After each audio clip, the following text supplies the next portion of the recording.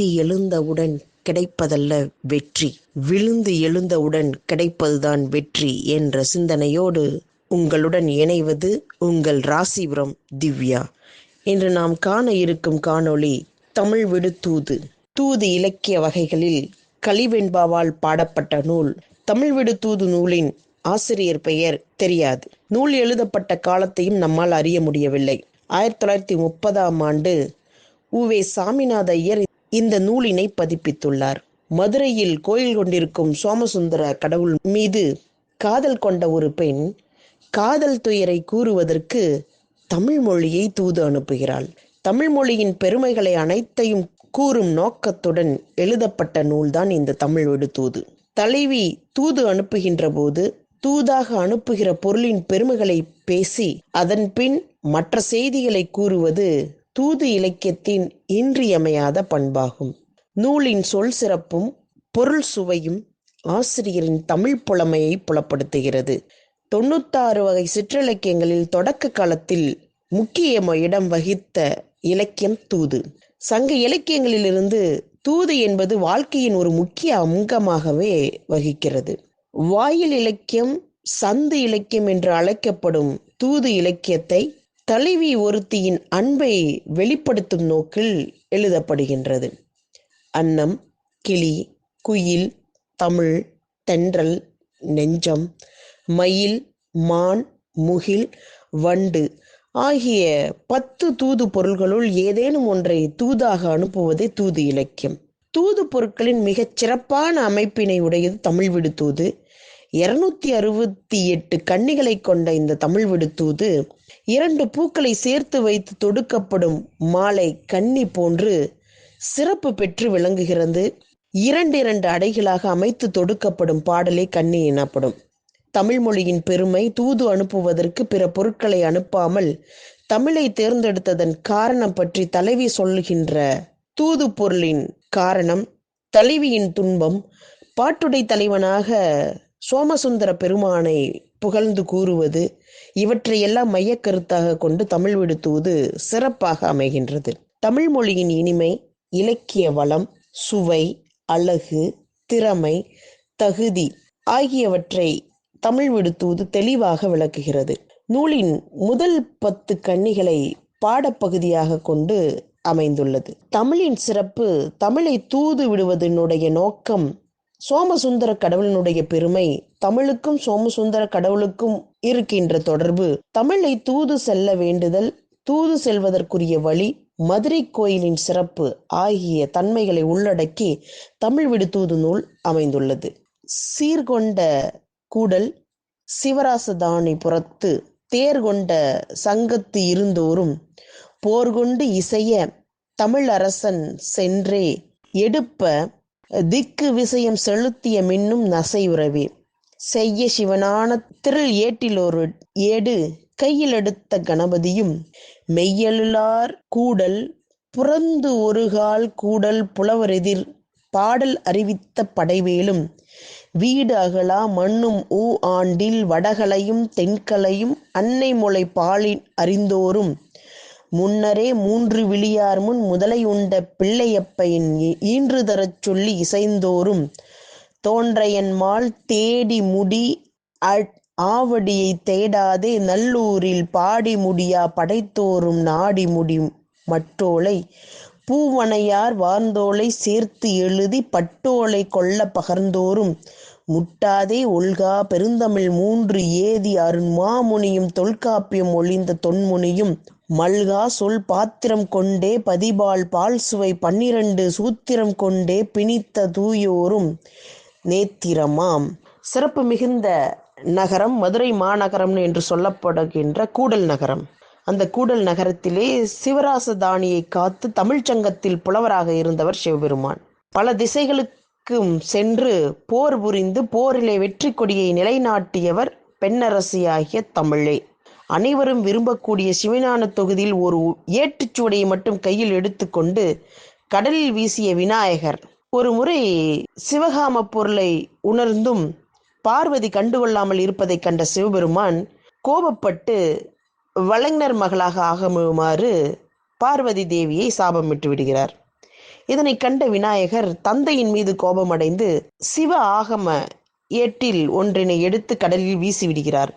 அந்த அளவிற்கு அன்னையின் மிகுந்த அன்பு உடையவராக விநாயக பெருமான் விளங்குகிறார் என்ற புராண கதை இந்நூல் அமைந்துள்ளது.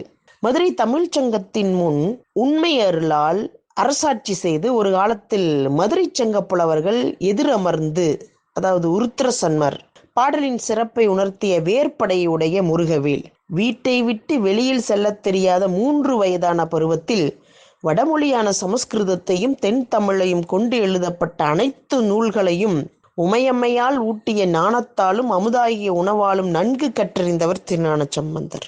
3 கண்களை உடைய சிவபெருமானிடத்து பாடல் பாடி வேண்டி முதலை உண்ட குழந்தையை காப்பாற்றி மீட்டெடுத்தவர் சுந்தரபெருமான்.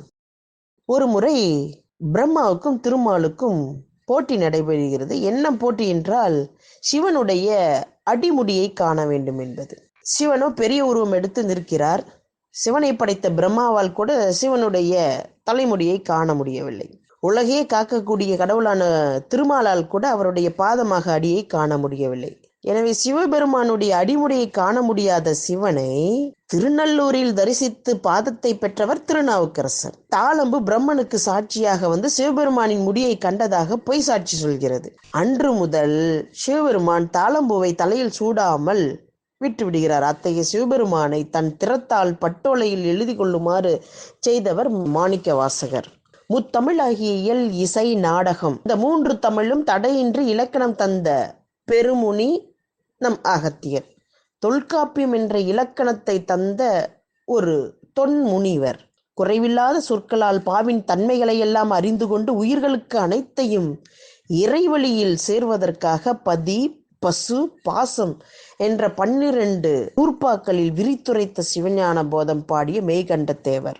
சிவபெருமான், பார்வதி, விநாயகர், முருகப்பெருமான், திருஞான சம்பந்தர், திருநாவுக்கரசர், சுந்தரர், மாணிக்க வாசகர், அகத்தியர், தொல்காப்பியர், மெய்கண்ட தேவர் என்று கல்வி கேள்வியில் சிறந்த அனைவரும் இருக்கின்ற தமிழே உன்னை முதலில் போற்றுகிறேன் என தலைவி கூறுகின்றாள்.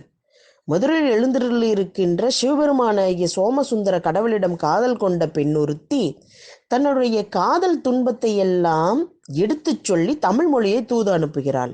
பாடலின் தொடக்கத்திலே தமிழ் மொழியின் வளர்ச்சிக்கு துணையாக நின்ற சிறப்பு மிகு புலவர்களின் அரும்பணிகளையும் அதனால் தமிழ் மொழி வளர்ச்சி பெற்றதையும் தமிழ் மொழியை தூது அனுப்பும் முன்னர் தலைவி அழகாக குறிப்பிடுகிறாள். தூது அனுப்புபவர் தூது செல்லும் பொருளிடம் அதனுடைய பெருமைகளையும் கூறி தூது செல்லுமாறு வேண்டுவது தூது இலக்கியத்தின் முக்கிய அம்சம். கல்வி கேள்வியில் சிறந்த சான்றோர்கள் அனைவருமாய் நீ இருக்கின்றாய். எனவே தமிழ் மொழியை போற்றி வணங்குவதாக தலைவி கூறுகின்றாள்.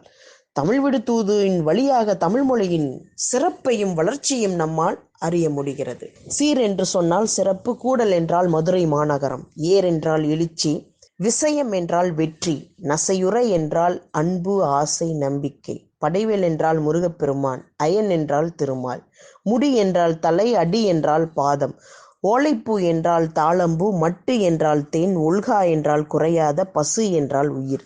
2 அடிகள் கொண்ட எதுகையால் தொடுக்கப்பட்டும் செய்யுள் வகை கன்னி 2 அடிகளை கொண்டது. சந்திலக்கியம் என்று சொல்வது தூது. தூது இலக்கியம் கலிவெண்பாவால் பாடப்பட்டது. தமிழ் விடு தூதில் இடம்பெற்றுள்ள நூல் மதுரை மாநகரம். தமிழ் விடு தூது நூலில் குறிப்பிடப்படும் கடவுள் பெயர் சொக்கநாதர்.